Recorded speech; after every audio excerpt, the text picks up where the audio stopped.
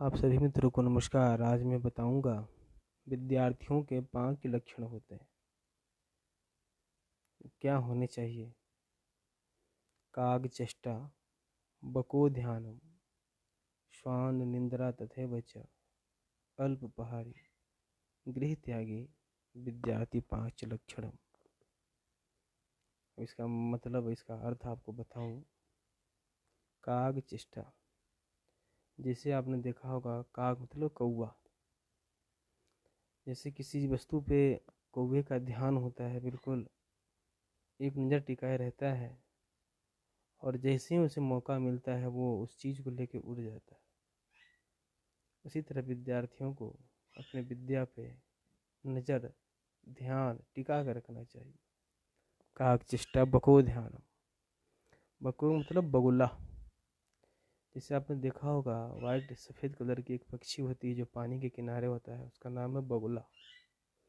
जैसे बगुला ऊपर बैठा रहता है पानी के, और मछली जैसे उसको दिखती है वो चोंच मार के और उस मछली को निकाल देता है।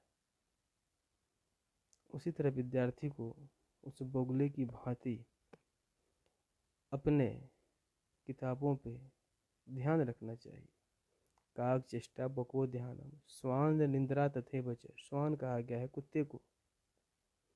जिस तरह से कुत्ता कच्ची नींद में सोता है, कम सोता है, उसी तरह विद्यार्थियों को भी चाहिए कि अपनी नींद कच्चे रखें, कम सोएं और ज़्यादा शिक्षा पर ध्यान दें। कागचेष्टा बको ध्यानम, श्वान निंद्रा तथैव च, अल्पहारी।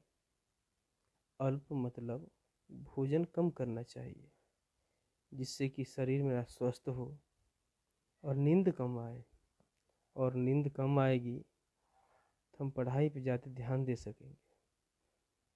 उसके बाद आता है गृह त्यागी, यानी कि घर से दूर।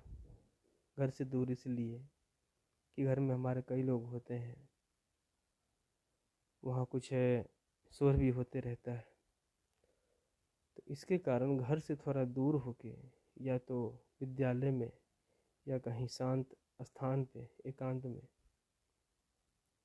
विद्या अध्ययन करना चाहिए, जिससे मेरा ध्यान केवल और केवल हमारे विद्या पे हो, हमारे पढ़ाई पे हो, हमारी किताब पे हो। इसीलिए किसी ने कहा है, किसी कवि ने कहा है, किसी कवि ने बड़ा ही सुंदर लेख लिखा है ये। कागचेष्टा बको ध्यानम, श्वान निद्रा तथैव च, अल्पपहारी, गृह त्यागी, विद्यार्थी 5 लक्षणम। धन्यवाद। जय हिंद।